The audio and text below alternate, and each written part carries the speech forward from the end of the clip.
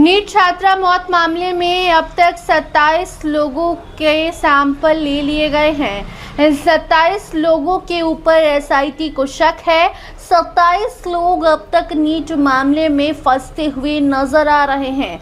जी हाँ, आपको बता दें कि जैसे जैसे नीट छात्रा का जो ये मामला है वो आगे बढ़ रहा है, जांच बढ़ रही है, वैसे वैसे कई बड़े ऐसे खुलासे हो रहे हैं जो चौंकाने वाले हैं।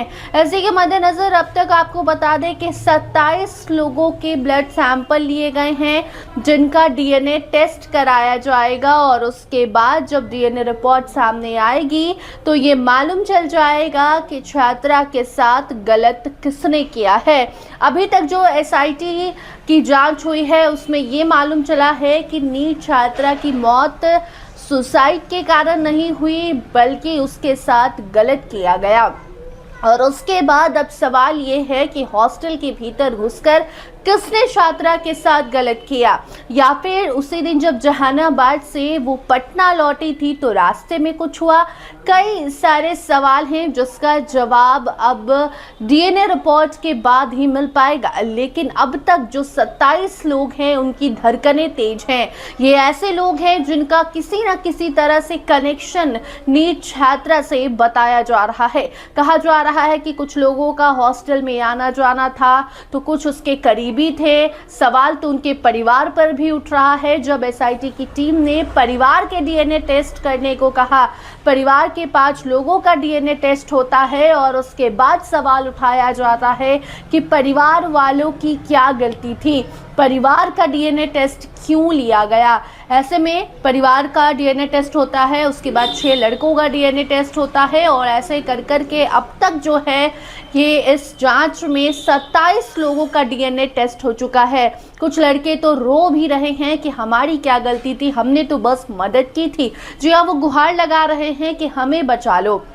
आपको बता दें कि एक ऐसे लड़के का वीडियो भी सामने आया था जिसके भाई का भी डीएनए टेस्ट हुआ। उसका कहना था कि हमने तो बस लड़की को अस्पताल कौन से अस्पताल में जाना चाहिए ये बताया, उसके परिजनों को बताया उसके साथ क्या हुआ। और ऐसे में अब वो लड़के रो रहे हैं कि हमारी क्या गलती थी, क्या किसी का मदद करना गुनाह है? अगर गुनाह है तो फिर हमने गुनाह किया है।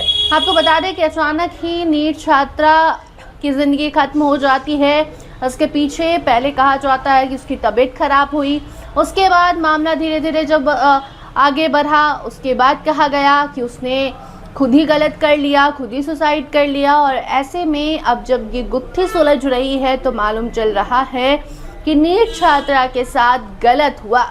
अब गलत हॉस्टल में हुआ, हॉस्टल संचालक ने किया, मकान मालिक ने किया, या फिर जो सीसीटीवी फुटेज बता रहे हैं कि किसी लड़के का आना जाना भी था उसने किया। और उसका कनेक्शन क्या था लड़की के साथ, ये सवाल है। ये गुत्थी सुलझेगी और उसके बाद उस हॉस्टल का पर्दाफाश होगा और उसके बाद उन पेरेंट्स को भी सचेत होने की ज़रूरत है कि आप अपने बच्चों को किन हॉस्टल में डाल रहे हैं, बच्चे कैसे हैं, क्या कुछ उनके साथ हो रहा है, ये ज़रूर जानें।